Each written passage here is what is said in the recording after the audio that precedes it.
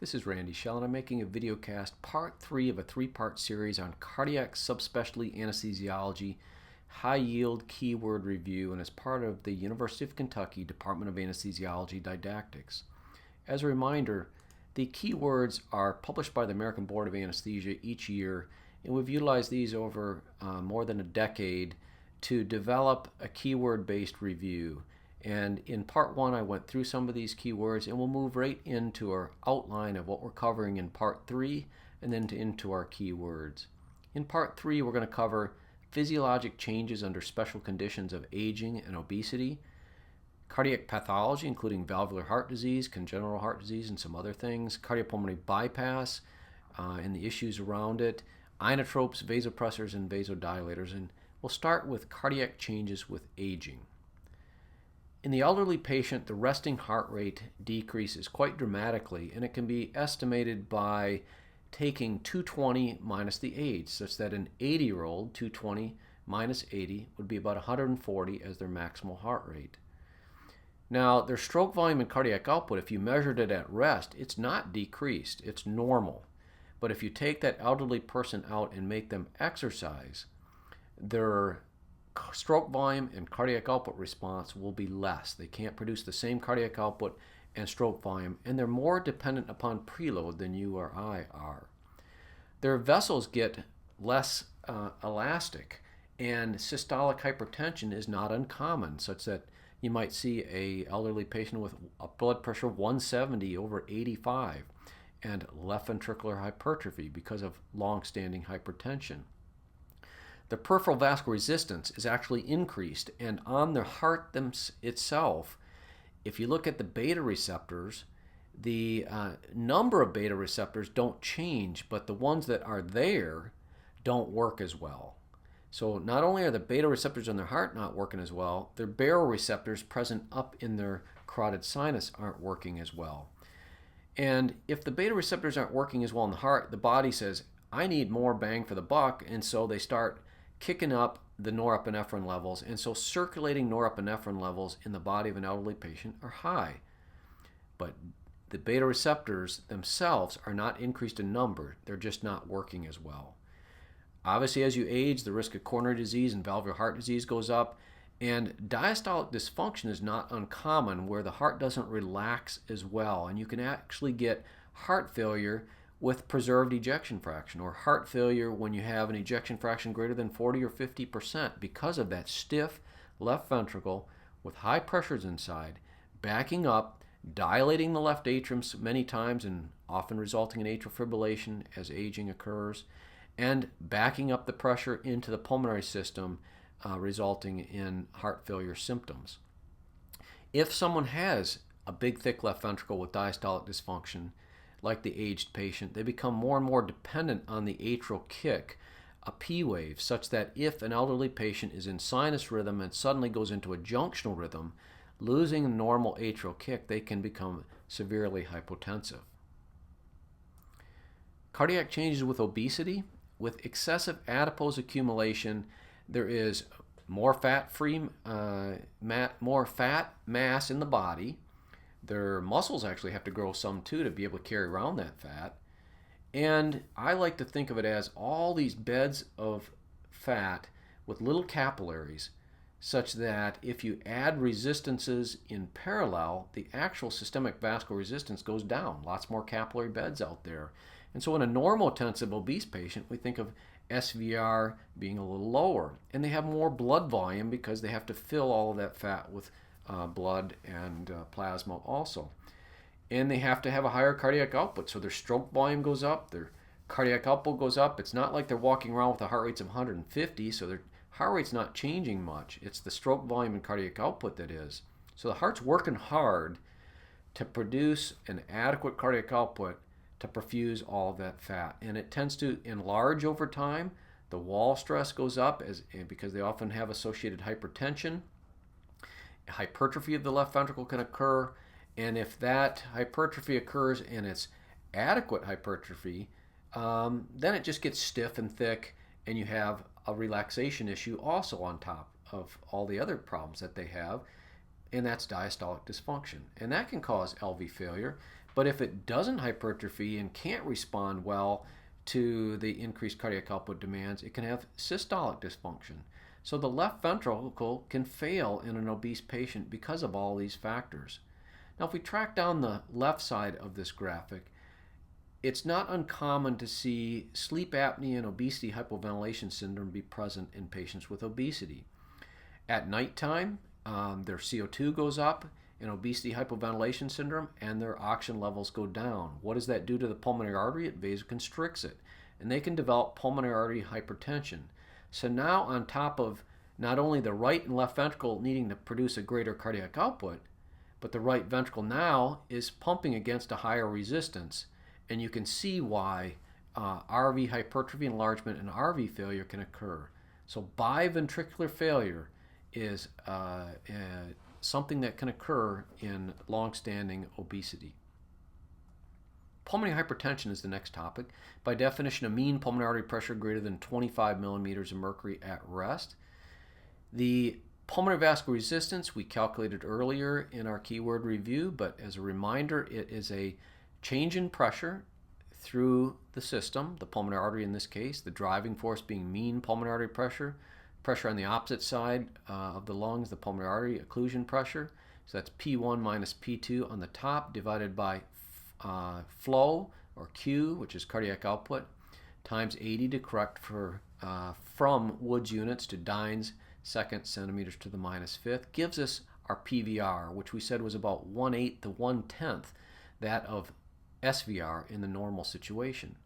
But the pulmonary vascular resistance can go up, and pulmonary hypertension can occur under multiple situations.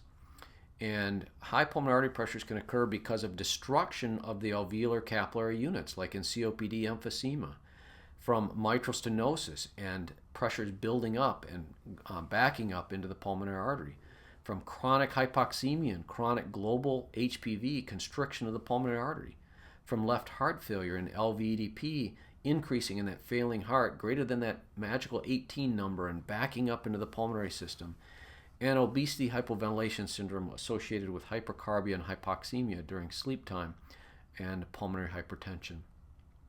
When you look at an electrocardiogram of someone with pulmonary hypertension, not uncommon to see P pulmonale, a peaked P wave in lead 2, RVH, and right bundle branch block, so right-sided changes, and on echo you see the enlargement of the right atrium, the enlargement of the right ventricle, the thickening of the right ventricle. And one of the classic things that is done is a pulse wave Doppler or a continuous wave Doppler put on the tricuspid valve regurgitant jet. And about 80 to 90% of us have a tricuspid regurgitant jet of some type, and so frequently this can be done. And when you look at it, here's what it looks like at the top right.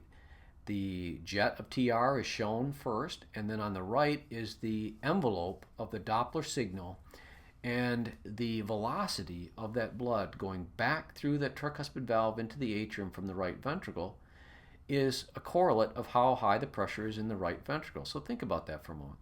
If the right ventricle pressure is really, really high, it is going to shove blood backwards across that regurgitant jet under a high velocity. If the pressure on the right side is not high, the velocities will be lower. And the jet velocity correlates with the RV systolic pressure in a simple mathematical ratio that says 4 times the velocity squared plus whatever you estimate or measure the CVP to be. That is the RV systolic pressure, which is a reflection of pulmonary artery systolic pressure. So you can see by a non-invasive way, transthoracic echo, or TEE, you could get this measurement of RV systolic pressure without putting a catheter into the right heart and out into the pulmonary artery. So if someone had 4 meters per second as the velocity of their tricuspid regurgitant jet, that would be 4 squared, or 16, times 4, 64, plus if the CVP was, let's say, 10, that would be 74, very high RV systolic pressure. How do we treat pulmonary hypertension? Give them oxygen, use vasodilators like sildenafil, which is a phosphodiesterase type 5 inhibitor. And many patients who have pulmonary hypertension will be on oral phosphodiesterase inhibitors. And if someone is on a phosphodiesterase inhibitor like sildenafil, and you give them nitroglycerin on top of that, you can get severe hypotension. Therefore, the TV ads that you hear about sometimes about if you're on sildenafil, don't use nitroglycerin.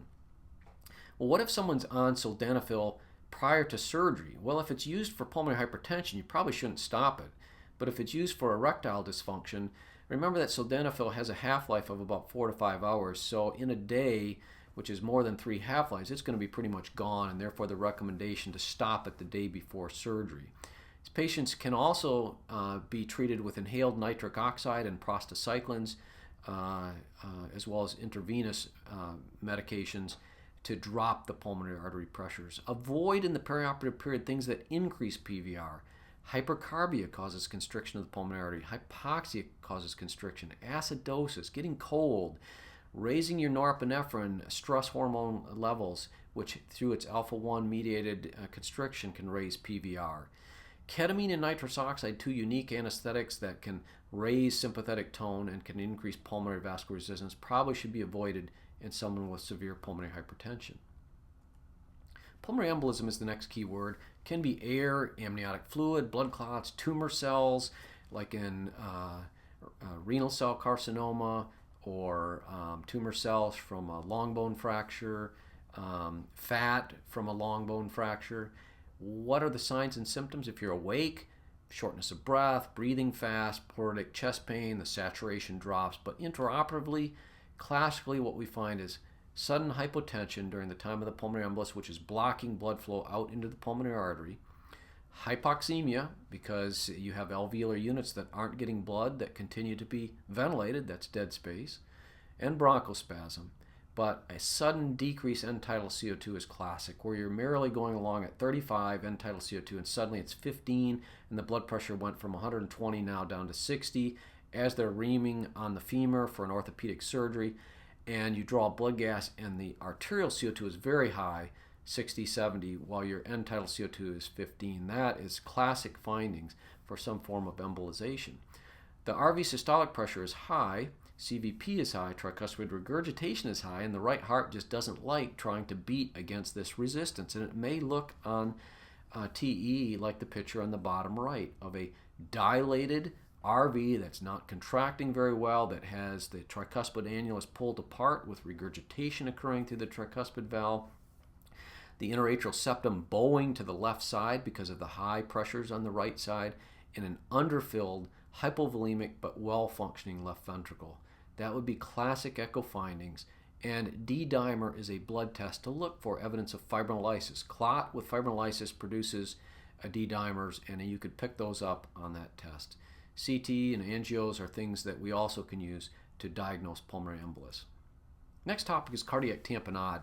The picture at the top right shows not a 4-chamber heart, but in this case, basically a 5-chamber heart, where the little asterisk is showing fluid around the heart. If you have a patient who is uremic, who's had a chest contusion or trauma or a knife stuck in the chest, I mean, all these things could result in cardiac tamponade.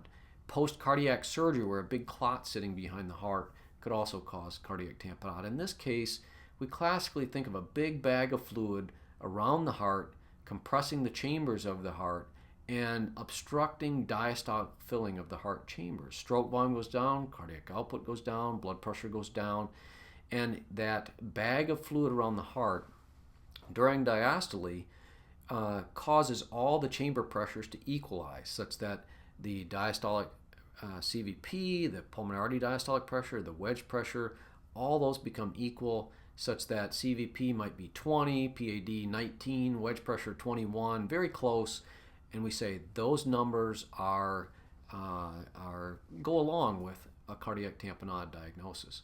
Beck's triad is a triad of low blood pressure, jugular venous distension, blood trying to get into that heart where the bag is not allowing it to come in, a bag of fluid around the heart, and because that fluid is muffling heart sounds, you don't hear them as well. Kussmaul's sign is as you take an inspiration and the chest is inflated, the chest, lung, air-filled spaces compress that bag around the heart, compress it even more, and make JVD even worse. Pulsus paradoxus, again, if you take an inspiration, the chest, lung-filled, around the bag, around the heart, compresses that bag, and makes the blood pressure drop with inspiration. On echo, that's the most sensitive way to diagnose it. Chest x-ray takes quite a bit of fluid to be able to see it on chest x-ray. What you want to do physiologically is keep them fast. Do not let their heart rate go down. Keep their preload up and their SVR up. So things that you can do, give them fluids, avoid high peak airway pressures. If you can have them spontaneously breathing, that's excellent, but oftentimes that's not possible. High PEEP and high positive pressure ventilation raises intrathoracic pressure and negatively impacts diastolic filling of the heart even more. Ketamine is a good thing to think about for induction. If you are so bad hemodynamically that you don't think the patient's going to make it through induction, one thing that you can do is a subxiphoid pericardiocentesis under local anesthetic. That's one option.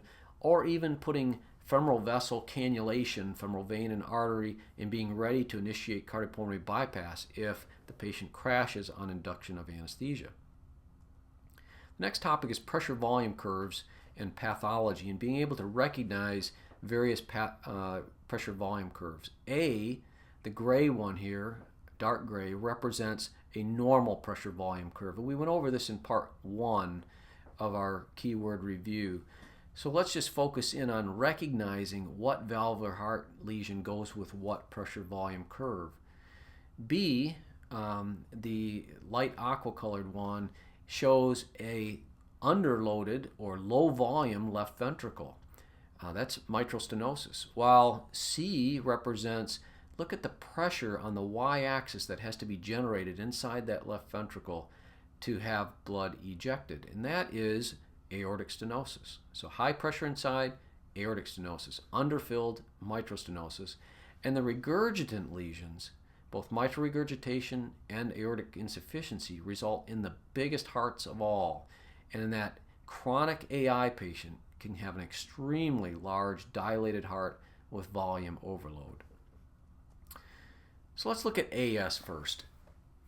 Aortic stenosis, over time, that left ventricle has to beat against that resistance. It becomes very thick and it's very non-compliant. It needs its preload to be able to create those high pressures to get blood to go out through the small little orifice, which if it's less than 1 centimeter squared, we say that that's severe. Less than about 0.6 to 0.8, we call it critical aortic stenosis. Afterload is one of the major things that we need to maintain. If you're inducing an aortic stenosis patient with very severe aortic stenosis, oftentimes we'll have a phenylephrine infusion going to keep the SVR up.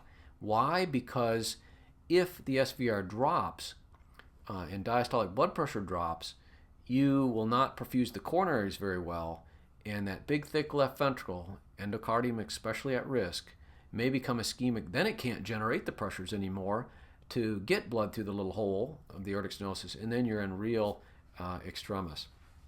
If the patient develops a dysrhythmia, such as an atrial dysrhythmia that takes them out of sinus rhythm, atrial fibrillation, they are most assuredly going to be hypotensive. And if it happens acutely, cardioversion, if hemodynamic instability occurs, is what you should do for that supraventricular arrhythmia.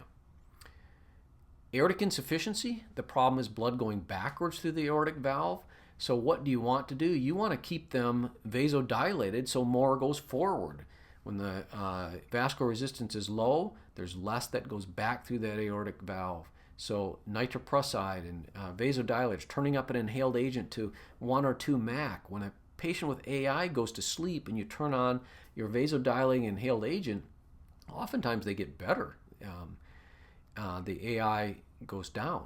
So next one is MS, or mitral stenosis. Someone who has MS, blood is not getting through the left atrium to the left ventricle very easily. The pressures build up in the left atrium. The left atrium gets big and often atrial fibrillation occurs. The blood backs up and the pressures back up into the pulmonary artery, and pulmonary hypertension is often associated with mitral stenosis. You really want that atrial kick, and so keeping in sinus rhythm is important. Once again, if they developed an atrial dysrhythmia acutely with hypotension, DC cardioversion early, and you want their heart rate slow. Tricuspid valve. When is that going to have disease? Well, we often don't even think about the tricuspid valve very much, except, as I mentioned earlier, in pulmonary hypertension, when we look at the tricuspid valve velocity the regurgitant velocity as an estimate of pulmonary artery pressures. But the tricuspid valve can be involved with endocarditis, someone injecting drugs into a vein, the bacteria coming through the vein and seeding the tricuspid valve. Carcinoid tumors release serotonin, and serotonin in high concentrations affect the right-sided valves, and tricuspid regurgitation is the classic finding for a carcinoid tumor patient. Thickened tricuspid valve that's regurgitant. Pulmonary valve can also be involved, and things that will tricuspid regurgitation is decreased by anything that you can do to decrease pulmonary vascular resistance. So if the right ventricle is contracting and the resistance for its ejection is high PVR, more of it's going to go backwards through the tricuspid valve. So what makes PVR high? Those classic things of hypoxia, hypercarbia, acidosis, hypothermia. So we want to avoid those to make TR less. Here's a question for you. Which of the following medications is most likely to be beneficial in the medical management of a patient with acute mitral regurgitation prior to mitral valve replacement or repair? I'm going to put this into clinical context. I had a patient one time who was kicked in the chest by a horse and damaged the mitral valve and had pretty much wide open mitral regurgitation, was in the emergency room on high flow oxygen mask, sitting up and in florid pulmonary edema. So what do I do to keep them alive until I can get them upstairs for mitral valve repair or replacement? And the answer is afterload reduction, a big one. So blood doesn't go backwards to the mitral valve. It has more of a tendency to go forward. So nitroprusside and dobutamine, an inodilator, is something else that's classically used for acute medical management of severe mitral regurgitation. MR, what we just talked about, afterload reduction is important. And in the case of that patient who has it acutely in medical management, we said nitroprusside to decrease the systemic vascular resistance, inotropes like dobutamine that keep the heart rate up and the vascular resistance down through its beta 1 and beta 2 effects, and even an intra-aortic balloon pump can be placed because it drops systemic vascular resistance and improves coronary blood flow. Get them up to surgery, though, is the main thing. We're going to touch on IHSS and tetralogy in the next couple slides, and we talked previously about pericardial tamponade, so these are here just to put it into context. And let's move on to mitral valve prolapse. If someone has mitral valve prolapse, the heart looks like the top right picture, where instead of the mitral valve leaflets coapting at their tips and stopping blood flowing back up into the left atrium during systole, the tips don't match up, and one will prolapse up into the left atrium, or possibly two, but those leaflets are bulging up into the left atrium, and mitral regurgitation often occurs. And when mitral regurgitation occurs and the left atrial size can be changed, dysrhythmias like SVTs can occur. So what can we do to reduce the amount of prolapse that occurs in someone with mitral valve prolapse? One, you need to remember the concept that anything that makes the left ventricle smaller, makes it emptying increased, so smaller left ventricle, anything that does that makes mitral valve prolapse and likely mitral regurgitation worse. Now, the way I like to think of that is if the mitral valve tissue is redundant, there's lots of it, it's billowing like a parachute. If you pull the annulus apart by having a big left ventricle, there's less that can billow up into the left atrium. So we want to do everything we can to keep the heart big, full. So replace fluid or blood losses, minimize sympathetic stimulation that would increase norepinephrine levels through its beta 1 effects, make the heartbeat stronger and empty more. And remember that changing posture, even going from a sitting to a standing position, can reduce volume in the heart. Spinal anesthesia reduces preload to the heart. Turning on drugs like our inhaled volatile anesthetics, which are vasodilators, could worsen mitral valve prolapse. If they have a dysrhythmia, an atrial dysrhythmia, drugs like lidocaine, amiodarone, and esmol can be used to treat atrial or ventricular dysrhythmias that occur. And if this patient became hypotensive in the perioperative period, volume would be something I would reach for first, giving volume, but also phenylephrine to keep that heart afterload up and the heart big. And remember, phenylephrine constricts veins, increasing preload, and also is an arterial vasoconstrictor, increasing afterload. Two good things for this patient with mitral valve prolapse. Next question, in preparation for the next discussion, is which one of the following would be the most appropriate management goal of a patient with hypertrophic cardiomyopathy? Keep the LVEDP low, and so small heart. Maintain fast heart rate, decrease myocardial contractility, or drop the blood pressure. And the answer to this is decrease myocardial contractility. Beta blockers are often used, but classically we think of volume and phenylephrine being the treatment for hypertrophic cardiomyopathy. So let's look at hypertrophic cardiomyopathy next. The picture at the top right shows a thickened interventricular septum where the little arrow and star is. That thickened interventricular septum obstructs the LV outflow tract, creating a smaller area for blood to go through as it exits out into the aorta. That smaller area, if you have to get the same volume through as before, makes the velocity have to go up. And so it's high velocity flow then creates a venturi-like effect, sucking the anterior leaflet of the mitral valve into the LV outflow tract during systole. That's called systolic anterior motion of the mitral valve leaflet, and it's shown in the picture on the top right with the little leaflet of the anterior tip touching the septum of the left ventricle, and that is obstructing LV outflow. These are the patients that can have sudden death if they get a little bit dehydrated and their heart gets small. So the things that we want to do is to try to reduce the obstruction by maintaining afterload. Anything that increases big heart makes the heart bigger. Afterload up, volume up, and beta blockers such as Esmol, which decrease the contractility, because anything that makes the heart empty more and is smaller is going to make the obstruction worse. So if I had a patient who I knew had hypertrophic cardiomyopathy, developed hypotension, the first thing I would reach for would be likely phenylephrine. Subacute bacterial endocarditis, antibiotic prophylaxis is the next key word. It has changed dramatically over the years, and now there are only certain cardiac conditions associated with high risk in which our guidelines tell us we should give antibiotics prophylactically for dirty surgery. If someone has a prosthetic cardiac valve in place, aortic, mitral, tricuspid, pulmonic, give them antibiotics in the perioperative period if it's dirty surgery.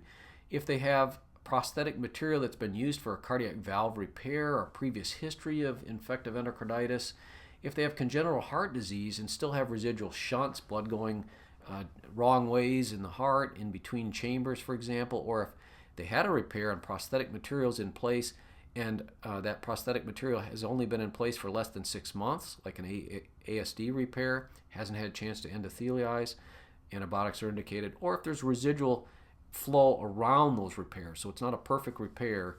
And then the last one is cardiac transplant recipients who have problems with their valves. One that is not on this list, other than the way it's stated as a prosthetic cardiac valve, is TAVR. More and more patients are undergoing valves put in place percutaneously, in this case in the aortic valve position. That's a prosthetic cardiac valve. If someone had a previous TAVR, you really need to think about they're at risk for infective endocarditis. Some conditions that no longer require antibiotic prophylaxis are in Table 2 on the top right. Mitral valve prolapse, rheumatic heart disease, only 2 leaflets to their aortic valve, bicuspid aortic valve, calcific aortic stenosis, which is common in elderly patients, and some congenital heart conditions, including a VSD, atrial septal defect, and the previously discussed hypertrophic cardiomyopathy. So when we think about prophylaxis, we're going to take the conditions that were on Table 1 in the first slide, and if they're undergoing something where bacteria is going to be released into the bloodstream, that we're going to give antibiotics. It's not recommended for classic GU or GI tract procedures, antibiotics that is. Amoxicillin, penicillins are what we usually reach for first. If someone's allergic to penicillins, we often use cephalosporins. We will not use cephalosporins if a patient has anaphylaxis to penicillins in the past. But if they just had some rash associated with penicillin, it's okay to use cephalosporins. Some congenital heart disease topics next. Patent ductus arteriosus. The picture at the top right shows a patent ductus arteriosus. And that duct goes between the pulmonary artery and the aorta. Blood can go bidirectional depending upon the resistance of the circuit of the pulmonary system, PVR, or the systemic circulation, systemic vascular resistance. So although we may think of it generally as being a left to right shunt, higher pressures in the aorta than in the pulmonary artery, if the pulmonary vascular resistance went up dramatically, could reverse and it could become a right to left shunt. These patent ductus arteriosus, or PDA, is frequently present in premature infants, and occasionally in the NICU, indomethacin can be used chemically to reduce prostaglandins and pharmacologically close the ductus. We already said that left to right shunt is classic, but a right to left shunt can occur if the patient, for example, became hypoxic, hypercarbic, cold, acidotic, those things that raise pulmonary vascular resistance and raise the right-sided pressures, and then blood would then go to the lower pressure system, the systemic circulation, and that would be a right to left shunt. The patent ductus is necessary for survival in some lesions. Hypoplastic left heart syndrome is one where they will be on IV prostaglandins until they undergo their staged repair, first stage repair. And so you would not want to stop the prostaglandins in that patient, but continue them.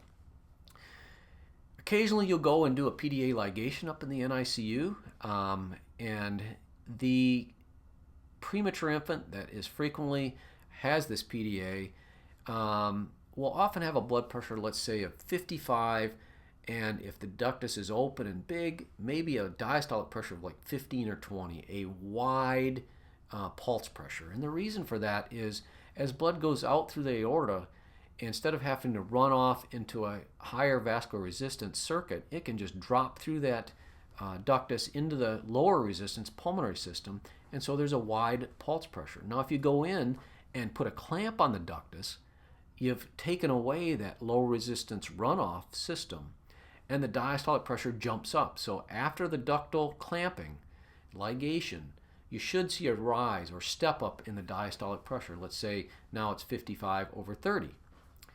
Some complications of PDA ligation include bleeding. There's lots of major vessels you're working around. The recurrent laryngeal nerve wraps around near there, and you can get actually vocal cord paralysis afterwards. Tetralogy flow is the next congenital heart disease keyword topic. Tetralogy implies 4 lesions, and the 4 lesions are up at the top right. There's 1, narrowing of the pulmonary valve. 2, thickening of the right ventricle because it's trying to push blood out into a narrowed pulmonary valve. 3 is displacement of the aorta over the ventricular septum. Normally the aorta should point towards the apex of the heart. And then 4 is this big ventricular septal defect sitting here. And you can imagine what would happen to this tetralogy patient if suddenly the vascular resistance went down in the systemic vasculature. So if the vascular resistance went down, you turned on nitroprusside or you turned up sevoflurane to 2 Mac, you vasodilated the patient, pressure goes down in the aorta, pressure goes down in the left ventricle, the right-sided pressures are higher than the left-sided pressures, or there's a tendency then for blood to go from right to left. So this hypercyanotic spells or sudden drop in saturation can occur when there's a sudden decrease in systemic vascular resistance. So the tetralogy of flow child learns, if they're unrepaired, and we don't see this very often anymore, as they're running around, if they have a TET spell, they can kneel down and kink off their femoral arteries, which raises their systemic vascular resistance, stops the right to left shunting, and makes more blood go to their pulmonary artery, and they oxygenate better. And that was seen years ago, not so much anymore because we repair these early. Now, the treatment of a TET spell, this drop in saturation, fluids and phenylephrine. Phenylephrine raises systemic vascular resistance, decreases the right to left shunt. Beta blockers occasionally used because they can reduce the infundibular muscle spasm, that muscle that's just below that pulmonary outflow tract, and let more blood go out to the pulmonary artery. Occasionally used. But really the things that we need to do is, don't let them start getting things that increase the pulmonary vascular resistance. If they're screaming and crying, if they're cold or acidotic or hypercarbia or hypoxic, their PVR, pulmonary vascular resistance, is going to go up, which is going to make their right-sided pressures higher, which is going to make more blood go from the right to the left side, which is a cyanotic shunt, right to left, and that TET spell. So anesthetic care, ketamine has some advantages because it will maintain systemic vascular resistance. So induction with ketamine occasionally used in patients with tetralogy. But if you have a hypercyanotic spell, make sure you're delivering oxygen, and that's not the cause, tube malplacement or delivery of a wrong FiO2. But if it's a hypercyanotic spell, raising the systemic vascular resistance with phenylephrine is the classic treatment. So just briefly touching on 3 major important points of congenital heart disease as they relate to the key words.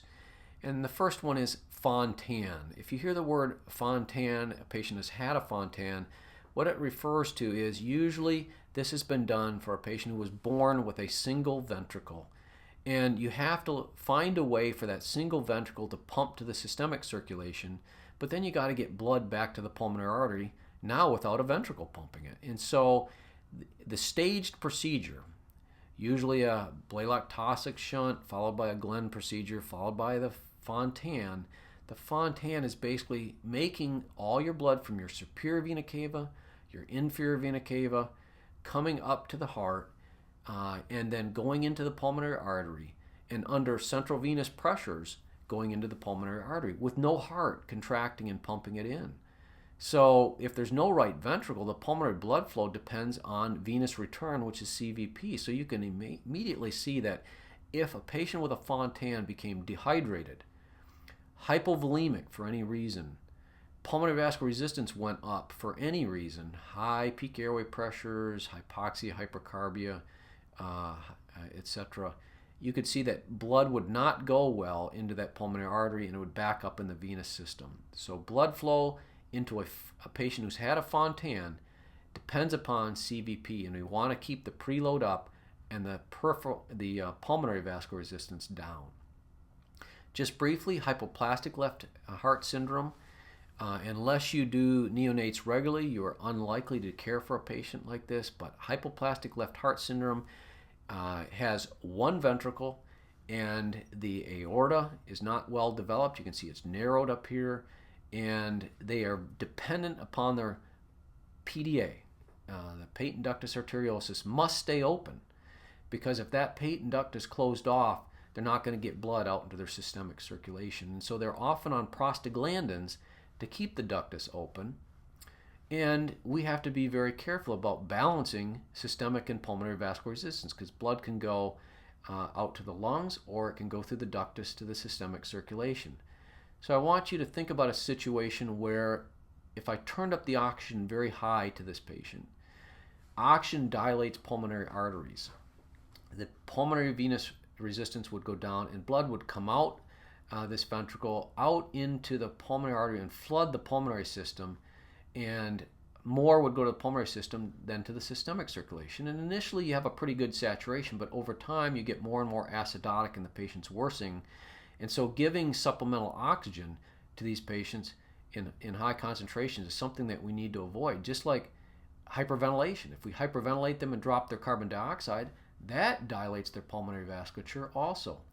So in a kid with hypoplastic left heart syndrome, you want to keep the prostaglandins going, not do things that we normally would do when we induce general anesthesia, like giving lots of oxygen, maybe even hyperventilating them. It's just the opposite. We want their oxygen relatively low, often subambient, 18% instead of 21%, keeping the PaO2s in the 50s and the PCO2s in the high 40s or low 50s to balance the blood until they can undergo their staged procedure or heart transplantation, which is the treatment for HLHS. Prostaglandins in congenital heart disease, we pointed out that ductus depends upon prostaglandins to keep it open. In the case of a hypoplastic left heart, coarctation of the aorta and transposition of the great arteries, they will be on prostaglandins to keep the ductus open.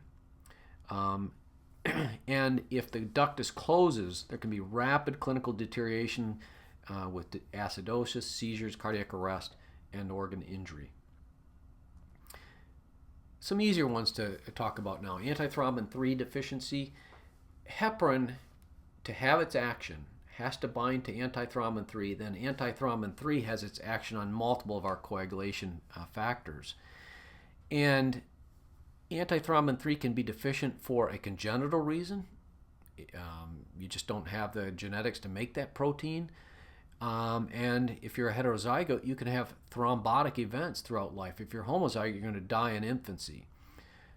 So a heterozygous patient could have a congenital deficiency of it, and heparin would not work as well. Or it could be acquired, which is much more common, and the most common being where a patient's been on a heparin infusion for, let's say, a week. You bring them down for heart surgery, and you give them usual doses of heparin, and you can't prolong the activated coagulation time, our monitor that we use for effect of heparin, prolong it enough to get on bypass. And in fact, sometimes we'll give up to 6 to 8 milligrams per kilogram of heparin instead of the classic 3 to 4 milligrams per kilogram of heparin, and it's still not raising the ACT above 400 seconds, and so you have to replace antithrombin III. One way to do that is with fresh frozen plasma, but there's recombinant forms now that can be used and given very quickly to replace antithrombin III. So once again, heparin has to bind to antithrombin III for its anticoagulant action. It potentiates antithrombin III, which then binds to thrombin and other coagulation factors, inhibiting them. Heparin alone without antithrombin III is not going to work. Protamine reaction, next keyword. When we give protamine at the end of a cardiopulmonary bypass run or after a vascular surgery where we're trying to reverse heparin's effect, protamine is a very positively charged polycationic NH4+ polyamine molecule, while heparin is a very negatively charged acid mucopolysaccharide. So you have a positively charged protamine, a negatively charged heparin, and you have electrostatic interactions such that the heparin is removed, no longer works to cause anticoagulation, and the patient becomes forming clot again. Well, when we give protamine, there can be some problems. The first is on the left side of this graphic, uncomplicated hypotension, where you just blast someone rapidly with protamine, and they vasodilate and venodilate, and their blood pressure goes down, their CVP goes down, and if you looked on echo, both their right and left heart would be small. It's just a volume problem. And if you give a little bit of calcium with your protamine or some phenylephrine or some volume, the hypotension goes away. But what is very worrisome is the catastrophic pulmonary hypertension that can occur sometimes. And I've seen this 4 or 5 times in the last 25 years. And that is where you give the protamine and suddenly their pulmonary arteries just constrict. And this could probably be related to thromboxane levels going up for some reason. Their pulmonary arteries vasoconstrict. The right heart can't beat against that high resistance. The CVP goes up, the pulmonary artery pressures go up, the right heart starts to dilate on echo, and the left heart is underloaded and small. Remember, that was the echo findings of a PE also, as a dilated, not functioning RV very well, and a small left ventricle. So you stop the protamine, you give epinephrine, sometimes you have to go back on bypass, sometimes even come off bypass after you've gone on, after giving more heparin, and come off without giving protamine, and they just bleed, realizing that the half-life of heparin at normal thermia is about 60 minutes. So you have hours of a patient bleeding before the heparin will just go away on itself, metabolized. HIT, or heparin-induced thrombocytopenia, next key word. When you expose a patient to unfractionated heparin, like during cardiopulmonary bypass, heparin is from animals, and we can produce antibodies because of its high antigenicity. In fact, 25 to 50% of patients will seroconvert or produce antibodies, platelet factor IV antibodies. Now, if you produce these antibodies, some people not only produce the antibodies, but they also develop a reduction in platelet number greater than 50%. And we say that if they have the antibodies and they have the thrombocytopenia, that's hit about 1 to 3% of patients because of the antigenicity of heparin and these antibodies against platelets. So we stop all the heparin, but if we just stop the heparin, these platelets antibodies make those platelets adhere to each other, and you can get white clot syndrome, which is basically you can get arterial and venous occlusion of vessels. So thrombosis in a large number of them. So we've got to anticoagulate them some way, and the way that that's done is with direct thrombin inhibitors like dabigatran or bivalirudin would be two examples. And get heparin out of everything that you are utilizing with that patient. Your flushes often have heparin in it. That needs to be removed. If someone has HIT in the past and you need to utilize cardiopulmonary bypass for surgery on them, can you use heparin? And the answer is, if on the far right in this graphic, if they've had previous HIT, but they no longer have heparin-dependent antibodies or thrombocytopenia, it's resolved, you can use heparin again. However, if they have acute HIT and thrombocytopenia, we have other options like DTIs, bivalirudin being one of those, that we can use to anticoagulate during cardiopulmonary bypass. So remember that if someone's had HIT 5 years ago, comes back for redo coronary bypass surgery or redo valve replacement, you can, if they don't have HIT antibodies, use heparin again. Next question. It's a lead into pH changes with temperature and pH changes during cardiopulmonary bypass. An arterial blood gas taken from a patient whose temperature is 34 degrees is reported as a pH of 7.32, a PaO2 of 56, and a PCO2 of 44. If the arterial blood gas was corrected for the patient's temperature, which one of the following would be true? Well, this patient's temperature is not 37 degrees, it's 34, so they're cold. So this question is asking, what is the effect of hypothermia on this blood gas? If you corrected it and it was warmer, the PaO2 and the gases, the partial pressures of gases go up as the temperature goes up. And we're going to explain that in the next slide. Hypothermia and arterial blood gas temperature correction.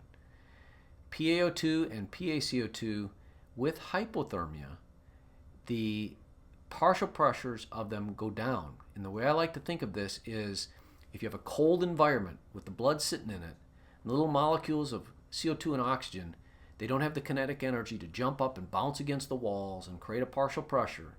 So the PaO2 goes down with temperature and the PaCO2 goes down with temperature. Well, if the PaCO2 goes down with temperature, what's going to happen to pH? It's going to go up. It's like a respiratory alkalosis. So with cold, you have a decrease in PaO2, a decrease in PaCO2, and what looks like a respiratory alkalosis. As the temperature goes up of a patient, and you correct their temperature for the blood gas. And when you say correction, what we're correcting for is the blood gas machine standardizes the temperature to 37 degrees, and we're going to talk about that in our next slide. But if the patient was hot, what happens? The kinetic energy of CO2 and oxygen goes up, the molecules bounce against the walls, create a higher partial pressure, and the PaCO2 and PaO2 go up. That's the effect of temperature on blood gases. So let's look at graphically what happens during bypass to try to explain just cursorily and briefly what alpha stat and pH stat is. So if I have someone on cardiopulmonary bypass here at 28 degrees, and I take blood from them and put it in a blood gas machine, the blood gas machine heats it to 37 degrees centigrade to standardize it to a temperature. And let's say the report comes back, pH 7.4, PCO2 40, and you say, ooh, that's great, perfect, right? But wait a second, that's at 37 degrees and my patient's at 28 degrees. If you're using alpha stat temperature management, which is really trying to keep the protonation of the histidine molecule in amino acid, that is, in proteins, at its proper state, then you would do what's called alpha stat temperature management, which is to say, I'm not going to correct this blood gas for what the temperature of the patient actually is. I'm aiming for a pH of 7.4, temperature uncorrected, whatever comes out of the blood gas machine, and a PCO2 of 40. Normal when it comes out of the blood gas machine. So no changes. We merrily go along realizing that the patient's temperature is not 37 degrees, it's actually 28, but I'm not going to correct that blood gas for their temperature. As opposed to if that same blood gas comes out and the pH is 7.4 and 40, the report comes to you and you say, but the patient's temperature is 28 degrees, and I'm going to correct it because I know that cold lowers CO2. In fact, if you use a normogram and show what the CO2 would be at a temperature of 28, it would be 26. Remember, hypothermia reduces the partial pressure of CO2 and oxygen. So if the CO2 is 26, that would look like a respiratory alkalosis, and you say, I don't want them to be alkalotic. So you add carbon dioxide to the circuit in a pH stat manner in an attempt to create a pH of 7.4 and a pCO2 of 40 at the patient's temperature of 28 degrees. So you're correcting that blood gas for the actual temperature of the patient. So who cares? Well, if you're not hypothermic, it doesn't matter. It's the temperature that is the problem with this whole thing and makes us think about ways to adjust our blood gas management. But once again, the goal in the alpha stat is a temperature uncorrected pH of 7.4 and a CO2 of 40, as opposed to in the pH stat, a temperature corrected pH of 7.4 and CO2 of 40.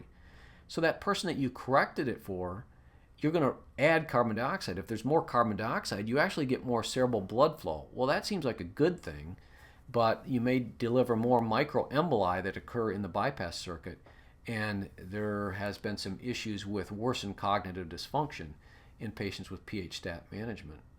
Also, if you're using alpha stat, the CO2 is lower, and if the CO2 is lower and there's alkalosis, that's a shift in the oxyhemoglobin curve to the left, not delivering oxygen as well. So there's a theoretical benefit to pH stat. So you got all these things going back and forth. The take-home message is during modern cardiac surgery, most places use alpha stat. Now there are some that during congenital heart surgery will use pH stat to cool a patient because the CO2 is higher, it vasodilates the brain cools faster, and then maybe alpha stat in the rewarming phase. Next question. A 45-year-old male with preserved LV function is to undergo CABG. And after separating from bypass, the blood pressure is really low, 65 over 40. The filling pressures are high, 50 over 30. The CVP is high, 20. And the index is low, 1.6. And the heart rate's 85 and their sinus rhythm. What's the most appropriate immediate therapy? And in this case, you have a patient who is hypotensive, very high filling pressures, left heart stretched, not producing a good cardiac output. You better go back on cardiopulmonary bypass before you damage that heart. So the next discussion is a brief overview of separation from cardiopulmonary bypass, then some inotropes and vasopressors that we can use to help us separate. When you're thinking about separating from cardiopulmonary bypass, you should optimize your electrolytes, check your potassium, make sure your hemoglobin's not real low, that you're ventilating well. I remember one time in my fellowship in cardiac anesthesia, I came off cardiopulmonary bypass and I thought, man, something doesn't sound right. And I realized after about a minute I had not turned the ventilator on. Obviously a faux pas on my part. So check your hemoglobin, that you're ventilating adequately, potassium's not too high, that you're corrected acid base. Look at your heart rate and your rhythm. Is it sinus rhythm and you have a good heart rate? And then you separate from bypass. And the first thing you often look at is your blood pressure. And if your blood pressure is low, you ask the question, is this pump primed or not? Is the preload adequate or not? And once you've fixed the preload, you look at the contractility. Is the heart beating strongly? And you can look at it with TE. Visually, you see the right ventricle. You can measure your cardiac index, and if it's low, we'll often reach for a beta agonist like epinephrine or dobutamine, or occasionally combinations with Milrinone. Occasionally an intra-aortic balloon pump may be needed. Afterload, if it's very low, we can give phenylephrine or norepinephrine or vasopressin. Way down the line, vasoplegic syndromes, we can use methylene blue because it binds nitric oxide. And then if the pulmonary vascular resistance is high and the right heart's not doing so well, we can use drugs like Milrinone, inhaled nitric oxide, and prostacyclins. And hopefully the blood pressure normalizes after we've done appropriate interventions. And if it doesn't and it's going on to cardiovascular collapse, we can go back on bypass, put a balloon pump in, start a ventricular assist device to the right, left, or both sides of the heart. And that's the pattern to think about when separating from bypass. So let's look at some drugs that can help us. First of all, let's look at the way that the drugs act. And the graphic on the top right is meant to show that. Beta-2 agonists, that is beta-1 agonists and beta-2 agonists, work through beta receptors, but beta-1 agonists increase contractility of the heart.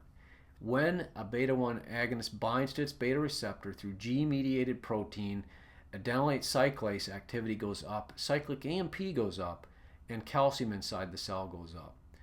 So beta agonists work through the beta receptor, increasing cyclic AMP.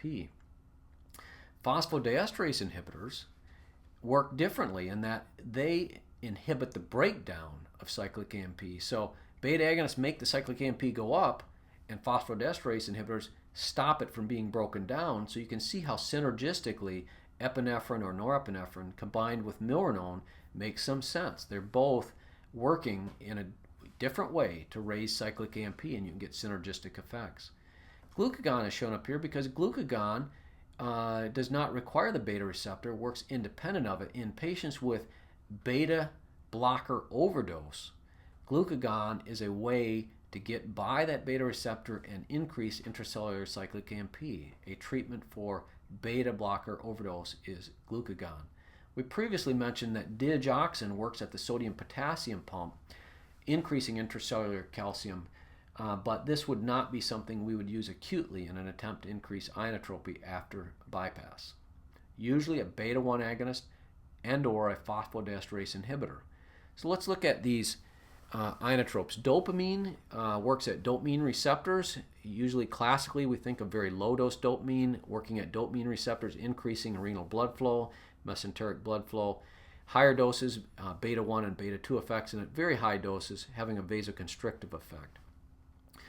Epinephrine has beta-1 and beta-2 effects as well as alpha effects at the higher end of dosing. So initially it increases heart rate.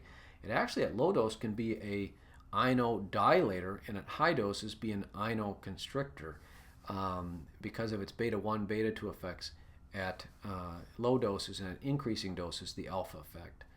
So epinephrine frequently reached for first, especially in things like anaphylaxis or severe cardiac output problems. Norepinephrine, usually we use that in things like sepsis and low vascular resistance times because it has a predominant of alpha effect, and its vasoconstriction is through its alpha mechanism. And it's the number one drug we're supposed to be using according to a surviving sepsis campaign in patients with the high output classic early sepsis with very low systemic vascular resistance. But we use it oftentimes after cardiopulmonary bypass. When vascular resistance is low, we need the inotropic effect, the vasoconstricting effect, often in combination with Milrinone. Now, dobutamine has beta-1 and beta-2 effects. So through beta-1, you'd get increased contractility and heart rate. Beta-2, you'd get vasodilation. So dobutamine is an inodilator. And in patients with cardiomyopathy, the classic EF of like 15% or up on the cardiology floor, frequently we'll see them on dobutamine. Dobutamine is often used also for testing preoperatively patients, making their heart rate go up and their contractility go up to see if they get ischemic on echocardiographic testing. Stress testing, that is. Milrinone increases cyclic AMP, but it does it, as mentioned, through a different mechanism than beta agonists. It does it by inhibiting PDE3, phosphodiesterase 3 enzyme, inhibiting the breakdown of cyclic AMP, and calcium goes up because of that. And then vasopressin does not work through any of these receptors. It works through the V1 receptor. Usually we think of on vascular smooth muscle, increasing peripheral vasoconstriction, and in the patient who's very vasodilated, septic patient who's maybe not responding as well to norepinephrine, occasionally vasopressin can be added on to that to raise vascular resistance. Milrinone, as we mentioned, is a phosphodiesterase inhibitor. The graphic at the top right is meant to show that instead of working through a beta 1 or beta 2 receptor and G protein mediated rise in cyclic AMP, it works through decreasing the breakdown of cyclic AMP by inhibiting phosphodiesterase. So what happens is the heart beats stronger, inotropy, and the patient vasodilates both the peripheral and the systemic vasculature. Now, there was a gap in knowledge, a keyword that was missed several years ago by more than 50% of people on the in-training exam related to Milrinone and right heart failure. Basically, if a patient has right heart failure and you're thinking, that's a good choice for Milrinone, it increases contractility and drops the pulmonary vascular resistance, Milrinone's great for right heart failure. But if they're also hypotensive, their blood pressure is 70 systolic or 60 systolic, you're not going to use Milrinone, because if you bolus Milrinone, they're going to vasodilate and get even worsened hypotension. Epinephrine would be indicated in that case. So our summary effects of Milrinone are shown in the graphic on the right. Usually not a big change in heart rate. Contractility and cardiac output goes up. Depends on whether you bolus it or not, what happens to blood pressure, but if you bolus it, they vasodilate. Usually the vascular resistance and PVR go down, and preload goes down a little bit, and oxygen use by the heart is relatively unchanged. So Milrinone is an inodilator, increases inotropy and vasodilates. The next is inhaled nitric oxide, and if we were separating from bypass or had a lung transplant patient or a heart transplant patient who had severe pulmonary hypertension, and you wanted to drop pulmonary vascular resistance, nitric oxide inhaled is a selective pulmonary vasodilator.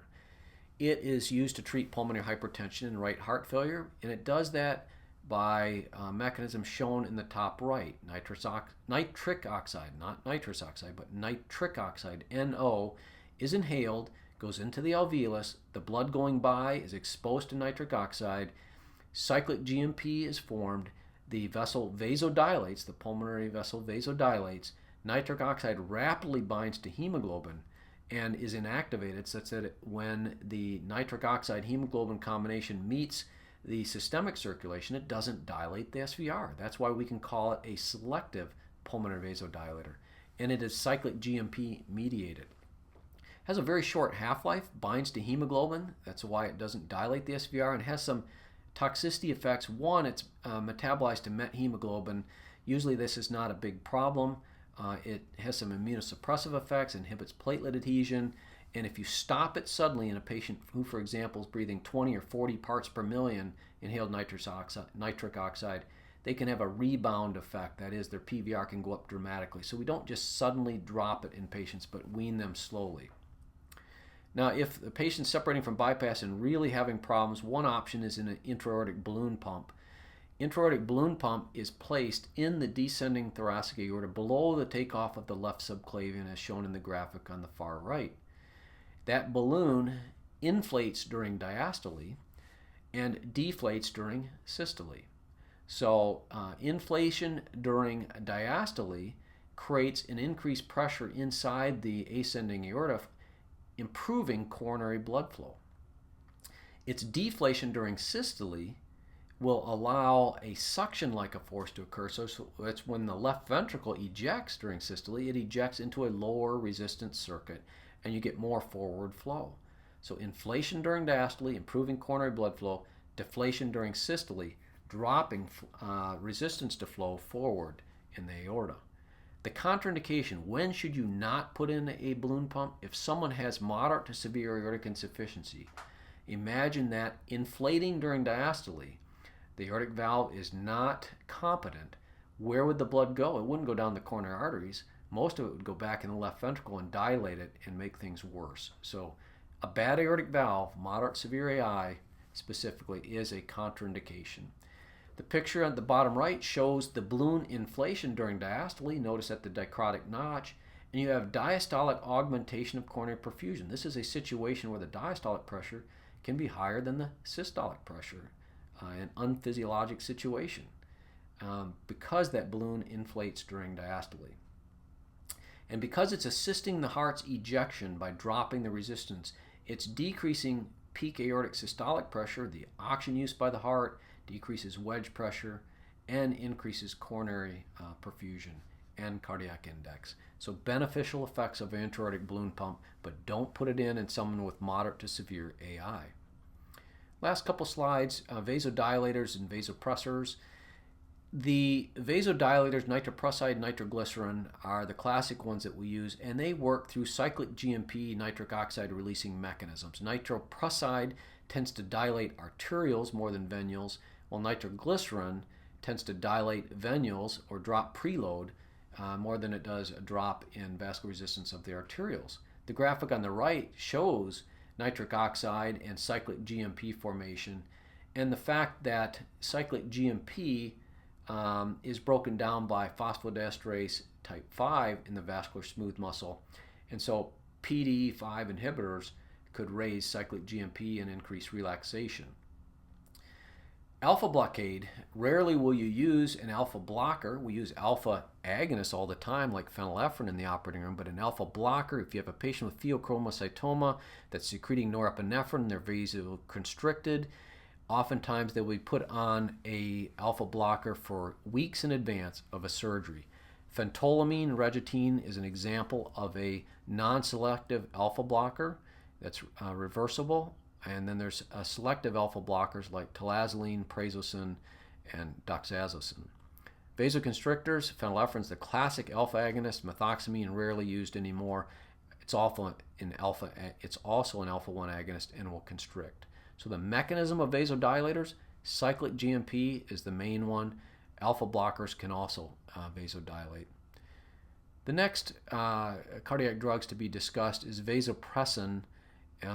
And if you look at the graphic on the top right, vasopressin from the pituitary here can be released in response to multiple things. But if your blood osmolarity goes up high, your body says, I need more water to dilute that 320 milliosmoles and hypernatremia that's occurring.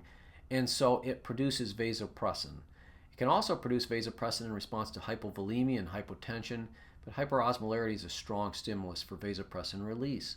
Vasopressin through V2 receptors goes to the kidney and causes water reabsorption and increased blood volume, increasing arterial pressure, and through its V1 effect on vascular smooth muscle causes vasoconstriction. It's that V1 effect that we utilize during some cardiac surgeries where we have vasoplegia and vasodilation, because the V1 receptor when it's activated, causes vasoconstriction, and it seems to have less effect, vasopressin does, on the pulmonary vascular resistance than does epinephrine and norepinephrine. So if I want to raise systemic vascular resistance without raising PVR as much, vasopressin seems to have some benefit. It has been used in the past to raise diastolic pressure during CPR ACLS events. Because it lasts longer, you only had to give it once and then continue on with your CPR, as opposed to epinephrine, which you had to give every 3 to 5 minutes. But the most current ACLS recommendations, vasopressin is no longer in them. They're no longer indicated, but epinephrine is. There is some evidence that vasopressin might be better than catecholamines in an acidotic state for supplying that requisite vasoconstriction that you want. So pressors and inotropes, receptor-mediated, cyclic AMP-mediated, alpha and beta works that way. Norepinephrine works through alpha and beta-1 receptors. Dopamine, as we said, through alpha and beta and dopaminergic. And dobutamine works just through beta-1 and beta-2. As opposed to Milrinone, which works not through receptor, but through phosphodiesterase enzyme inhibition intracellularly. And there are drugs that are inodilators that have both inotropy and vasodilation, and Milrinone is one example of that, and dobutamine is another example of that. And one that's often forgotten is low-dose epinephrine. Very low doses has a beta-1 and beta-2 effect, which would be inotropy through the beta-1, vasodilation through the beta-2, which is inodilation, but as the epinephrine dose goes up, more alpha effects occur and vasoconstriction occurs. The last slide, there's some miscellaneous cardiac keywords around these two concepts. One, doxorubicin or adriamycin. If someone has had leukemias, lymphomas in the past, they may have received this drug, which is cardiotoxic. It occurs, this cardiotoxicity, months after initiation of therapy. They develop heart failure, cardiomyopathy, a low QRS complex voltage, reduced ejection fraction, and it's usually related to a high dose and concomitant maybe chest radiotherapy. The acute toxicity begins early in treatment with dysrhythmias and QT prolongation, heart muscle not functioning as well, and if you just stop the drug, it reverses with discontinuation in many instances. Chronic toxicity can result in LV dysfunction cardiomyopathy, so that if I have a patient who I've seen preoperatively who's received adriamycin in high doses in the past, I really want to have an idea of what their ejection fraction is and if they've had any cardiotoxicity related to it. Renal failure and cardiopulmonary bypass surgery, pre-existing renal insufficiency and age, as well as postoperative low cardiac output are the biggest factors associated with renal failure after heart surgery. So if you got a kidney problem starting surgery and you're elderly, you're really at risk for having postoperative renal failure. And if you not only have a creatinine like of 2 preoperatively and you're 80 years old, but you have a cardiac index of only 1.8 to 2 after surgery for a period of time, low cardiac output, that really puts you at risk for postoperative renal failure. Pharmacologic protection of the kidneys with dopamine and phenoldiazepam have not been proven to be any significant benefit. So really what we want to do is maintain preload, fluid status, cardiac output in an attempt to keep the kidneys alive after heart surgery that uses cardiopulmonary bypass, and in the operating room in general. Fluids, cardiac output, and avoid drugs that are renal toxic. This ends part 3 of a 3-part series, keyword review on cardiac anesthesia topics. Never stop learning, and I wish you the best as you prepare for exams and prepare for clinical management of patients. I hope that you learned something valuable from these series.